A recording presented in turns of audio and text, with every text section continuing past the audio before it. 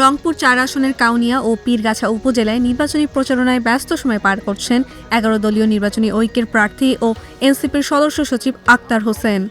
নেতাকর্মীদের সঙ্গে গ্রামে গ্রামে ঘুরে ভোটারদের সঙ্গে সরাসরি যোগাযোগ করছেন তিনি। প্রত্যেক মোড়ে থেমে ভোটারদের সালাম দিচ্ছেন, খোঁজ খবর নিচ্ছেন এবং তাদের সমস্যা শুনছেন। আক্তার প্রতিশ্রুতি দিচ্ছেন, নির্বাচিত হলে প্রতিটি ইউনিয়নে জরুরি রোগী ও গর্ভবতী নারীদের জন্য সরাসরি অ্যাম্বুলেন্স সেবা নিশ্চিত করবেন। তিস্তা নদীর পার বাঁধাইয়ের কিছু কাজ চলছে এখন, সেই অবশিষ্ট কাজটা আমরা সম্পূর্ণ করতে চাই। তিস্তার সমস্যার সমাধান, নাব্যতা বৃদ্ধি সহ, এবং আমাদের এই গোটা অঞ্চলে শিল্পের কোনো ছোঁয়া নেই এখানে। আমরা এই কারণে আমাদের একটা অঞ্চল রয়েছে যেখানে শিল্পাঞ্চল গড়ে তোলা, অর্থাৎ বিশেষ অর্থনৈতিক জোন গড়ে তোলার ব্যাপারে আলাপ চলছে। আমরা সেই বিষয়গুলো নিয়ে কথা বলছি এবং আমাদের এই এলাকা নিয়ে আমাদের দীর্ঘমেয়াদী পরিকল্পনা রয়েছে। আমরা যদি খুব সংক্ষেপে বলি, একেবারে সন্তান জন্মদানের সময়টাতে যাতে নারীরা নিরাপদে সন্তান জন্মদান করতে পারেন। সন্তান যখন বড় হচ্ছে, প্রাইমারি বা হাই স্কুল লেভেলে পড়ে, তখন তাদের জন্য আমরা কুইজ প্রতিযোগিতা, বিতর্ক প্রতিযোগিতা, অঙ্কন, আবৃত্তি, গান, খেলাধুলা, নানা ধরনের কোকারিকুলার অ্যাক্টিভিটিসের আমরা আয়োজন করব। আক্তার হোসেনের গ্রামের বাড়ি এলাকায় পরিচিত মুন্সি বাড়ি নামে। বাড়ির সামনের দিকে রয়েছে ৬০ থেকে ৪০ ফুট দৈর্ঘ্যের একটি চৌচালা ঘর। তার বাবা মৌলভী আব্দুস সালাম স্থানীয় মাদ্রাসার আরবি শিক্ষক ছিলেন। শিক্ষাজীবনে আক্তার পঞ্চম শ্রেণী পর্যন্ত পার্শ্ববর্তী সর্দা তালুক সরকারি প্রাথমিক বিদ্যালয়ে পড়েছেন।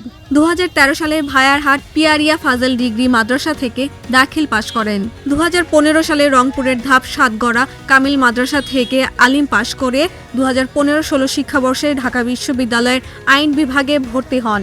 ২০২২ সালে সেখান থেকে স্নাতকোত্তর ডিগ্রি অর্জন করেন। যখন আমার কাছে প্রাইভেট পড়ে ক্লাস 5-এ, তো তখন আমি দেখছি যে আসলে ওর মেধা শক্তিটা খুবই তুখর। ও এবং ওর ভাগ্নি একসঙ্গে আমার প্রাইভেট পড়তো। তখনই আমি বুঝছিলাম যে আসলে এই ভবিষ্যতে কিছু হতে পারে।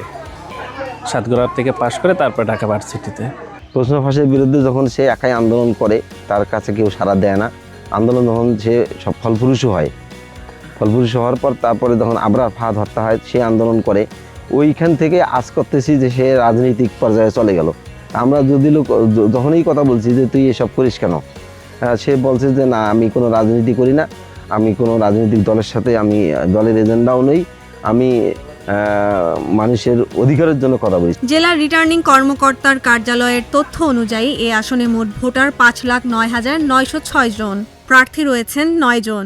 আক্তার হোসেন ছাড়াও প্রতিদ্বন্দ্বিতা করছেন বিএনপির মোহাম্মদ এমদাদুল হক ভরসা, জাতীয় পার্টির আবু নাসের শাহ মোহাম্মদ মাহবুবার রহমান, ইসলামী আন্দোলন বাংলাদেশের মোহাম্মদ জাহিদ হোসেন, বাংলাদেশ খেলাফত মজলিসের আবু শাহমা, বাসদ থেকে প্রগতি বর্মন, বাংলাদেশ কংগ্রেসের উজ্জ্বল চন্দ্র রায় এবং স্বতন্ত্র প্রার্থী জয়নুল আবেদিন ও শাহ আলম বাসার। তবে স্থানীয় ভোটারদের মতে এই আসনে মূল প্রতিদ্বন্দ্বিতা হবে আক্তার হোসেন, এমদাদুল হক ভরসা ও আবু নাসেরের মধ্যে। তাই নির্বাচনের মাঠে নানা কৌশলে প্রচারণা চালাতে দেখা যাচ্ছে আক্তারকে।